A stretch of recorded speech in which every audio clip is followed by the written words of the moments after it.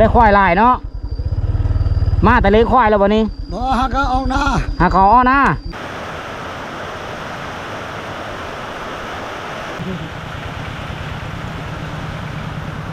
สบายดีอ๋อไม่ได้มาบ้านเลยบอกอ๋อก็ได้กินข้าวดีแล้ว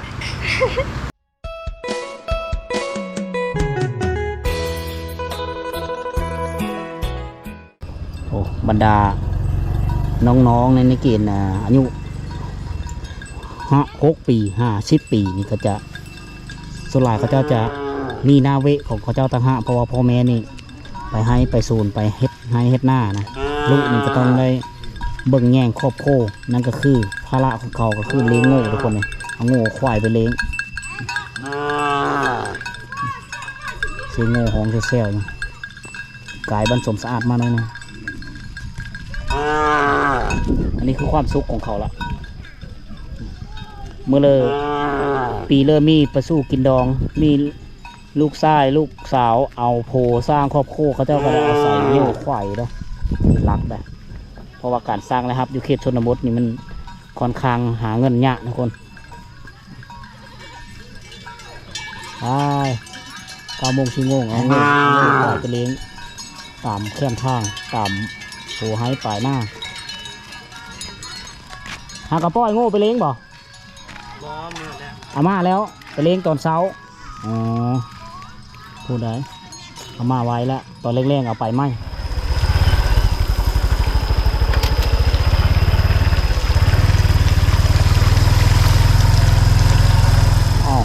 อยู่นี่ก็เป็นห้วยอีกห้วยนึงอีกแหละแต่เส้นทางยักมื้นๆนะลงตะฟังโอ้โหอุ้ยหัวน้ำลึกตื่นลึก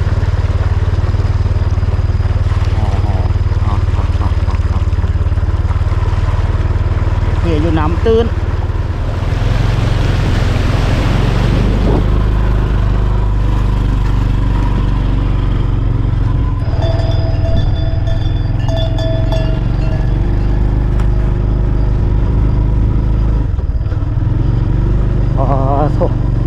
แถวนี้โง่ควายหลายนะแถวนี้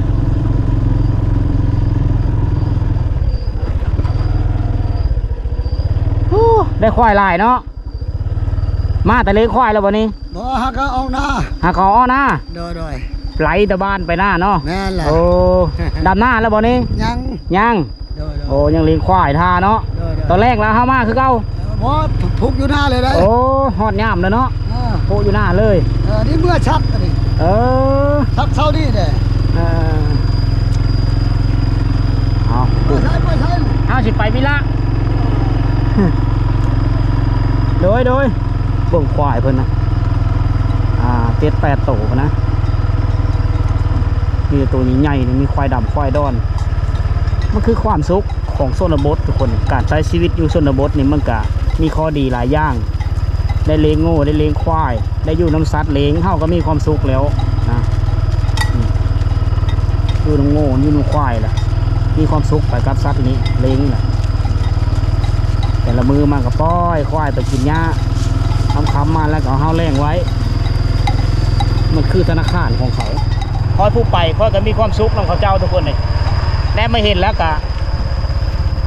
มีความสุขไปนำนะในการเดินทางเขาได้เห็นหลายสิ่งหลายอย่าง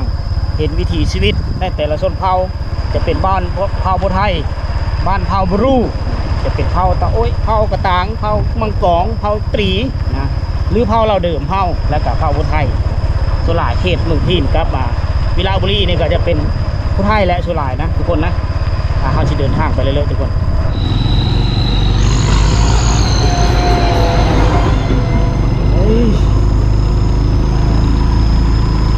โอ้โห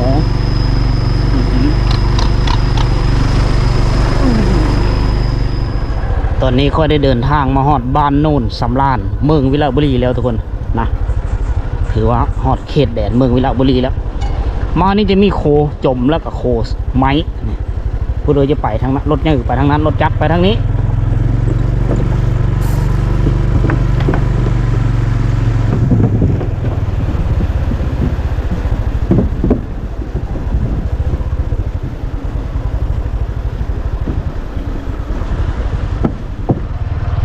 บ้านโนนสำราญเนี่ยเป็นบ้านใหญ่เบิ่งเพิ่นเนี่ยพระเจ้านี่เหยื่อมาหาเหยื่อเลยฐานะครอบครัวค่อนข้างมีอยู่มีกินนะเป็นดินแดนเผ่าผู้ไทยเผ่าผู้ไทยเมืองวังแล้วทุกคนเนี่ยคงเขตนี้ก็แม่นคงเขตอาณาจักรเมืองวังทั้งนั้นเลยแต่ว่าไม่ค่อยเห็นนั่นเทินที่เป็นเอกลักษณ์ของผู้ไทยบูฮานแล้วล่ะเป็นเทินยุคใหม่หมดแล้วเทินยุคใหม่สมัยใหม่มานะ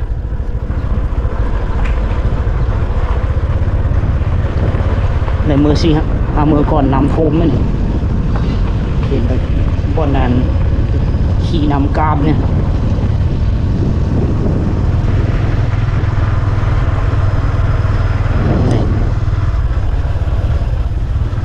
แถวนี้ชุดหลายเขาลงมือเฮ็ดปลูกสวนมันต้นแถวนี้เป็นมันต้นจะเป็นไฮล่ะเป็นเขตของอันผู้ดอยก็ว่าแม่นบ้านเผ่าไทยแถวนี้ชุดหลายเป็นเทินหลังใหญ่ๆเลยนะซ้ำจัดอยู่ในประเภทเศรษฐีในชนบทก็ว่าแม่นเป็นจะเอิ้นเศรษฐีเพราะว่าเขาเจ้ามีสินเขามีแต่สร้างแต่สานะมีแต่สัตว์เลงเบิ่งว่าเฮิร์นเขาเจ้าเฮิร์นแปลนฝนตกแล้วทุกคนเลยฝนพลอยมาแล้วเขาสิพักผ่อนฝนอยู่นี่ก่อนอยู่เถียงนาเพื่อนละฝนตกห่ำแล้ว ฝนตกกันทางเศร้าอยู่นี่กระท่อมนี่เลยก่อนเถียงหน้าน้อยนี่แปะแคมทางนี่ทุกคนเลยเที่ยวนี้เขาเจ้าดำเฮือดำบางบ้านบางเฮือก็ยอดน้ำทงหน้าทงนี้จะมีธาตุบรรพบุรุษเขาเจ้าสลายพี่น้องเผ่าผู้ไทยนี่มักนิยมเอาบรรพบุรุษมาไว้อยู่ในไหด้านหน้าหรือไว้อยู่ในเฮิร์นนะทางนี้จะเป็นบ้านเก่าของเจ้ากกพาวเล่นสับลาบอยู่เป็นบ้านเก่าของบ้านโน่นสว่างนะเขาเจ้าย้ายไปอยู่ตั้งอยู่โน่นหมดเลยล่ะอยู่เนิร์เพราะว่าพื้นที่นี้เป็นพื้นที่ทงไฮทงหน้ามันจะต่ำบรรยากาศทงไฮทงหน้าทุกคนฝนตกแล้ว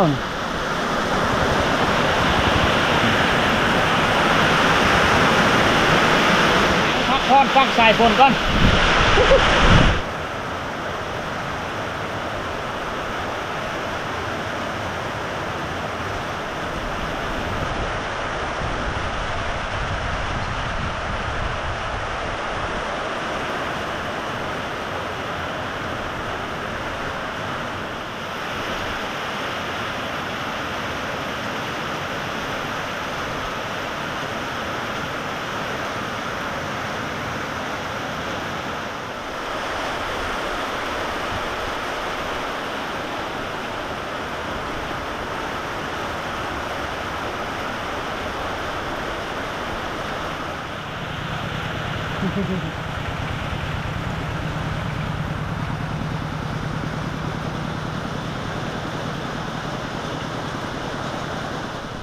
โอเคตอนนี้ฝนฮาดเม็ดแล้วทุกคนเลยผู้คนไปมาหญ้าเติบแล้วเส้นทางฝนตกมาปุ๊บมันกับมืนนะเบ็ดเดียวก็หนังหมูเลยนี่มีรถทีมงาน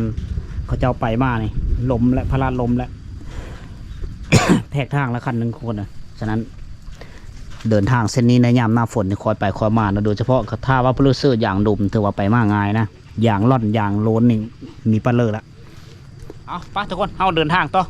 มุ่งหน้าสู่เมืองวิระสิพากินข้าวกินน้ำไปกินข้าวง่ายอยู่เมืองวิระบุรีพุ่นละทุกคนเริ่มหิวข้าวนะ11 โมงละ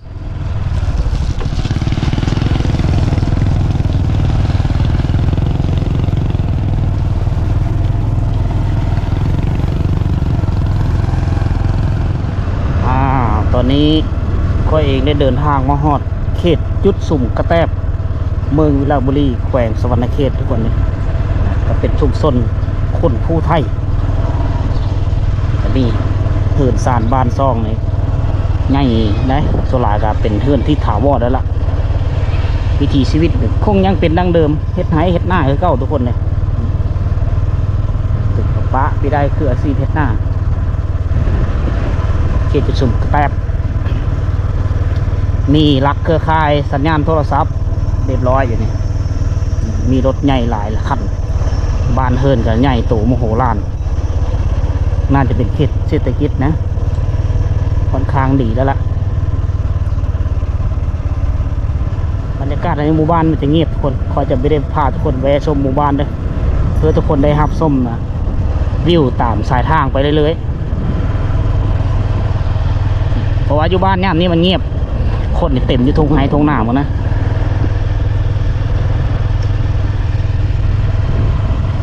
อันนี้จะเป็นโรงเรียนม.ส.จุดสุมกระแตบอีมีไก่ไปเลิกก็ฮอดละฮอดเมืองวิลาบุรีแล้วมีโรงเรียนใหญ่ได้อยู่นี่จะเป็นม.ส.เลย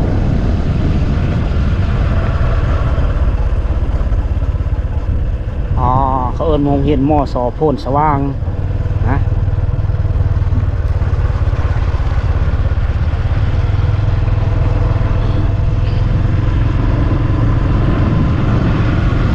มีอาหารเฟอกินข้าวพร้อม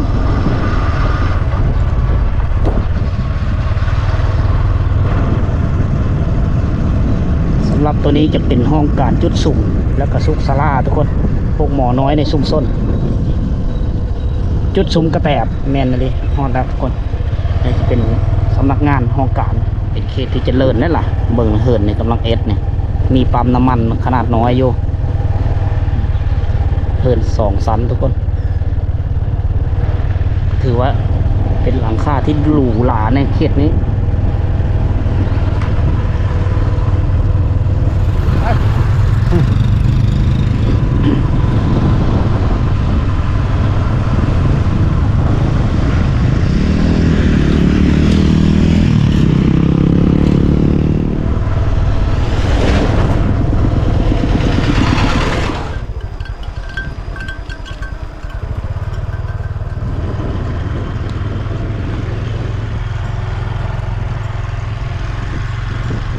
แถวนี้น่าจะเป็นบ้านของ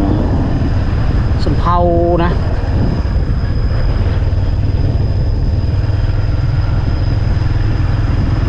จะเป็นบ้านเผาผู้ไทยก็ไหมเบิ้งวิลาบุรีนี่มีเผาผู้ไทยแล้วก็เผาบรู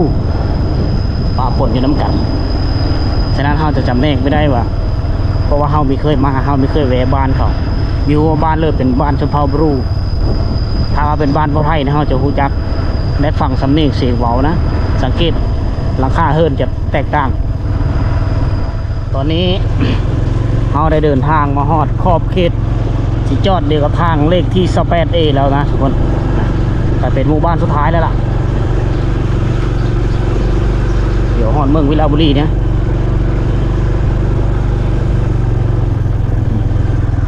ก็เป็นบ้านหลังคาเฮิร์นที่หนาแน่นพอสมควรเพราะว่าอยู่ตามสายทางเลขที่28Aไม่รู้ว่าเป็นบ้านเพื่อบุญส่วนหลักเป็นบ้านไทยแต่แถวนี่ฮอดแล้วยุดสต็อปนี่เสริมต่อกับเส้นทางไปเมืองเซโปนทุกคนนี่คือเส้นทางเลขที่28Aมาแวะอยู่นี่นะฝ่ายเป็นอย่างนี้อาหารคนบังแล้วจุดสุ่มกระแตบ15 กิโลเมตรไปนี่ฮอดจุดสุ่มกระแตบมุ่งหน้าไปนี่ฮอดเมืองวิลาบุรีทุกคนมุ่งหน้าไปเซโปนถ้าเอาขี่รถแต่เชตโมมายิ่งยาวมาเลยไม่ได้แวะเชื่อเลยแหละมาฮอดนี่พอดีฮอดเมืองวิลาบุรีนี่พอดี1 ชั่วโมงเต็มนะทุกคนนะอันนี้ค่อยรีวิวเส้นทางมาถ่ายทอดวิถีชีวิตมาให้ทุกคนได้เบิ่งมันก็เลยซานะไปเข้าไปเบิ่งเมืองวิลาบุรีแล้วหากินข้าวกินน้ำก่อนทุกคนอันนี้คือขอบเขตการขุดค้นบ่อคำทองแดงทุกคนนะของเมืองวิลาบุรีหรือของเมื่อกี้เขาเรียกว่าเซโปนบ่อคำทองแดงเซโปนนี่แหละนั่นขอบเขตเปิดเลยพูดอยู่พูดสูงๆพูดกับแมนนะ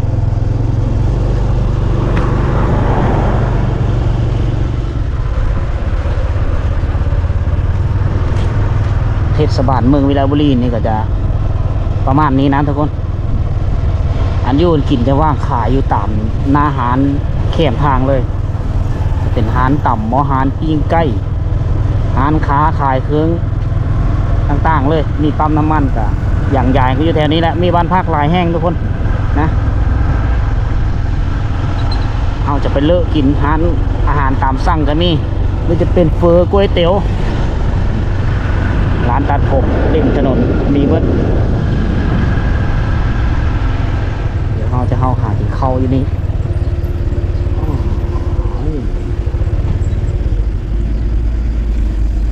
เคยแวะกินอยู่นี่สบายดี สบายดี อ๋อไม่ได้มาบ้านเลยบ่ บอกเอ๊ะ อ๋อก็ได้กินข้าวดีแล้วหืม เอาไปได้ อ้าวมีครูมีคิงแล้ว มีเลยได้อาหารตามสั่งซิเลอร์เมนู นี่ ลูกค้ามาตลอดเลยครับ ลูกค้าหลายนะโอ้กินหอมทวนทวนหิวข้าวพร้อมเลย นี่ โอ้โคโทดินพร้อมนี่ได้ปีปลายแล้วมาอยู่นี่เนาะอืม ไปดีปีเลย อ๋อพอดีได้ปีนึง ปีปลายแล้วของ ตายเลย สเตียแต่งงานแล้วเนาะสเตียเนาะ เอาจึงก็แม่ เป็นอยู่น้ำกันแล้วเนาะเมื่ออยู่บ้านตะลั่วบอกอ๋อเราไปเอาผัวอยู่บ้านตะลั่วแล้วอย่างตะน้องแดงมาทันแต่งเจ้าเนาะมีอะไรตี ยา ย่างอ๋ อย่างค่อยๆจะมาเมื่อบ้านได้เธอแหละ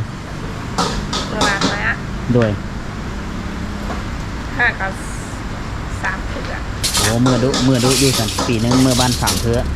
ตอนนี้เขาซักเขาให้แล้วเนอนบ้านเจ้าเนาะมาเห็นหายอยู่มาเห็นหายแคมทางนี่บอกปลุกตุบปลุกเพื่อนน้อยแถวแคมทางเนาะโอ้จะไปเด้น้ำยังหลายว่าจะไปช่วงนึงข้าววิ มาแต่ใจเลยแต่บ้าจ้ะ มาแต่เมืองพินหมดแล้วจะไปเมืองไส้บัวทองแวะกินข้าวซอยเจ้ากันน้องแดงมาเฮ็ดเวทอยู่นี่ได้ปีป่ายแล้วปีเต็ม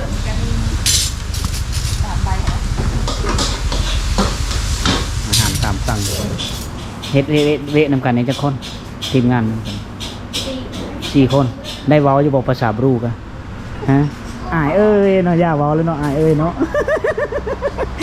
เมื่อบ้านละอายเอ้ยเลยนะเฮ็ดเวทนำกัน4 คนคนละหน้าที่เลยเฮ็ดนำกันเลยเฮ็ดนำกันเฮ็ดคือกันเนาะอ๋อเป็นกันผู้นี้มาแต่เลยละบ้านเลยเจ้าอยู่เมืองนี่บอกเขตเมืองวิระนี่บอก ลูก อ๋อลูกสาว ลูกสาวเจ๊เพื่อนเองเฉพาะหน้าตาคือกันเนาะ อาหารนำมาแล้วทุกคน อันนี้คือข้าวผัดทะเลนะ เมนูข้าวผัดทะเล ราคา 40,000 กีบทุกคนมานี่มีน้ำซุปพร้อมเดินทางไม่เมื่อยทุกคนว่าจะเดินทางเอาไปผู้เดียวทุกคนไปผู้เดียวกินผู้เดียวมานี่นะ ก็จะเดินทางเอากินข้าวก่อนเดี๋ยวเขาเดินทางต่อกินข้าวมีแห้งก่อนเป็นข้าวผัดทะเลกินอาหารในเมืองนิดนึงเอาเดินทางไกลเนี่ยแน่นอนมันต้องใช้งบประมาณสูงนะทุกคนทางน้ำมันรถแน่น้ำมันคนแน่กินนะอยู่เธอก็ได้นอนบ้านพักหรือว่าเอิ้นว่าโฮมแฮมค่าชิ้นเปลือกมันก็หลายสิ่งหลายอย่าง